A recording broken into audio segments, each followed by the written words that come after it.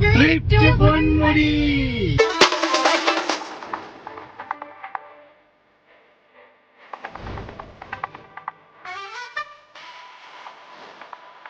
വഴിക്ക് ഒരു നാടൻ കടയിൽ കയറി ഊണും കപ്പയും ബീഫ് ഓർഡർ ചെയ്ത് കഴിച്ചു. നല്ല രസ്യം ബീഫായിരുന്നു.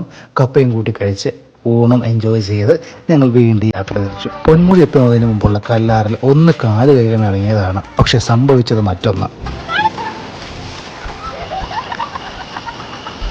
ഒരുപാട് വെള്ളമൊന്നും ഇല്ലാത്തതിനാൽ ഇറങ്ങി അങ്ങ് നീരാടി.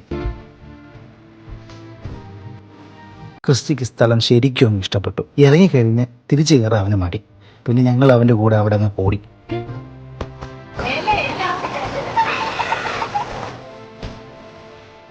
പിന്നെ പൊന്മുടിയിലേക്കുള്ള യാത്ര മറ്റൊരു ദിവസത്തേക്ക് മാറ്റി ഞങ്ങൾ വൈകുന്നേരം വരെ അവിടെ തന്നെ അങ്ങ് ആടിത്തിമിർത്തു.